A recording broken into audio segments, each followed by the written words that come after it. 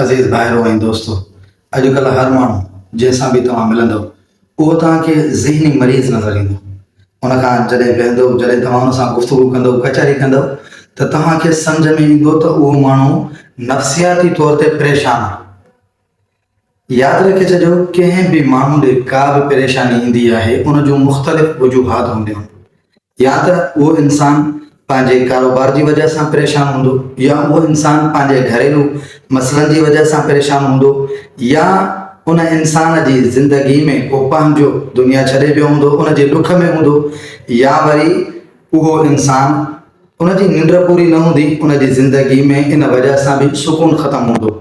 अज़ीज़ भाइरो, असांजी ज़िंदगी मां जॾहिं बि सुकून ख़तमु थिए थो त असां ॾिसंदा आहियूं त नौजवान इन डिप्रेशन जी वजह सां फ़ौरन पंहिंजे ज़हन खे चेंज कंदा आहिनि ऐं ख़ुदकुशी जो ख़्यालु पंहिंजे दिलि जे अंदरि विझंदा आहिनि।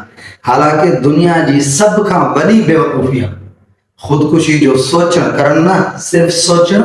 इहा दुनिया जी सभ खां वॾी बेवकूफ़ी आहे।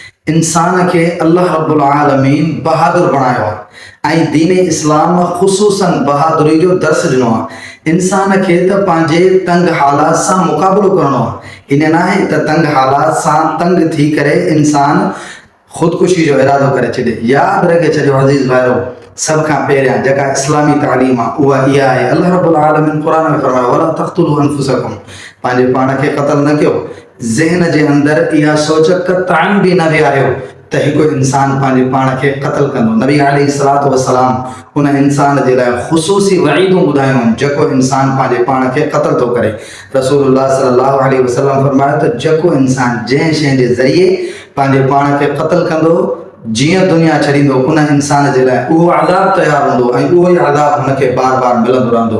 हिन जे करे अज़ीज़ भाइरो, जॾहिं बि ज़िंदगी में का बि परेशानी अचेव, ख़ुदकुशी जो न बल्कि उन परेशानी जे हल जी तरफ़ अचो।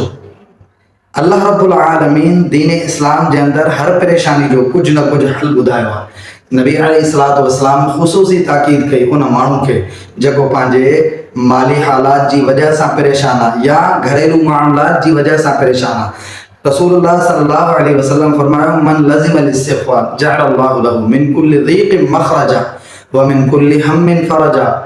अल्लाह रब्बुल आलमीन प्यारे पैगंबर जे ज़रिए असांखे रहनुमाई ॾिनी। नबी साईं फरमायो त जेको इंसान इस्तिग़फ़ार कंदो, अस्तग़फिरुल्लाह अस्तग़फिरुल्लाह, पंहिंजे गुनाहनि खां तौबा कंदो त या अल्लाह मां पंहिंजे गुनाहनि खां तौबा थो कयां, ॿीहर न कंदुसि, त अल्लाह रब्बुल आलमीन उन जूं कई तरह जूं परेशानियूं ख़तमु करे छॾींदो।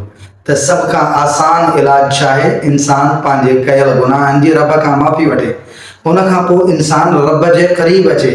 यादि रखे छॾिजो, परेशानी जो हल मुंहिंजे रब वटि आहे। त जॾहिं अल्लाह रब्बुल आलमीन जे वेझो थींदो इंसान, त उन जी केॾी बि वॾी परेशानी हुजे, केॾी बि वॾी तकलीफ़ हुजेसि, अल्लाह रब्बुल आलमीन उन जी उहा तकलीफ़ हल करे छॾींदो, उन जे लाइ आसानी पैदा करे छॾींदो। ऐं सभ खां अहम ॻाल्हि जेका असां वटि हूंदी आहे, असां परेशानी जे हल जी तरफ़ न वेंदा आहियूं, बल्कि उन परेशानी खे पंहिंजे पाण जे अंदरि वकोड़े रखंदा आहियूं। हिन सां ॻाल्हि, हुन सां ॻाल्हि, हुन सां ॻाल्हि, ऐं उन परेशानी खे बार बार दोहराईंदा आहियूं। अल्लाह जा बंदा, हिकिड़ी शइ अहिड़ी आहे जंहिंखे यादि न करणु घुरिजे ऐं तूं बार बार उनखे यादि कंदे त ज़ाहिर आहे तोखे डिप्रेशन थींदो, तूं सोच जे अंदरि वेंदे। इन जे करे को बि मामिलो अचे, सभ खां पहिरियां अल्लाह खां दुआ घुरो, या अल्लाह इहो मामिलो आयो आहे, तूं असांखे हिन मामिले खां नजात ॾे।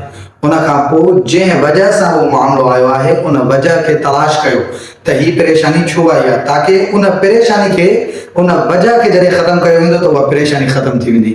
अज़ीज़ भाइरो, मुंहिंजी सभ खां अहम तव्हांजे लाइ नसीहत इहा आहे, का बि परेशानी अचे थी, का बि मुश्किल अचे थी, जवान थी, उन सां मुक़ाबिलो कयो। पंहिंजी ज़िंदगी में ख़ुदकुशी जो सोचो बि न। इहा ॻाल्हि मां हिन जे करे थो कयां, छो जो वेझर में कुझु केस ॿुधण में आया त नौजवाननि ख़ुदकुशी करे छॾी माली हालात जी तंगी जी वजह सां। सभ खां वॾी बेवकूफ़ी आहे जेको इंसान इहा सोच रखे त मां दुनिया छॾे सुकून में वेंदुसि। न, दुनिया छॾण खां बाद जेका ॿी दुनिया आहे, उख़रवी दुनिया, उन जी सख़्ती हिन दुनिया जे मुक़ाबले में डबल ट्रिपल आहे। हिन जे करे असांखे दुनिया में मोकिलियो ई इन लाइ वियो आहे ताकि असां उन जी तयारी कयूं। असां पंहिंजी दुनिया बि तबाह था कयूं त वरी प्लस में आख़िरत बि तबाह था कयूं। अल्लाह ताला शाल असांखे सही माना में सम्झ अता करे ऐं डिप्रेशन वारे मामले खे हल करण जी तौफ़ीक़ ॾे। अक़ूलु क़ौली हाज़ा वस्तग़फिरुल्लाह ली व लकुम।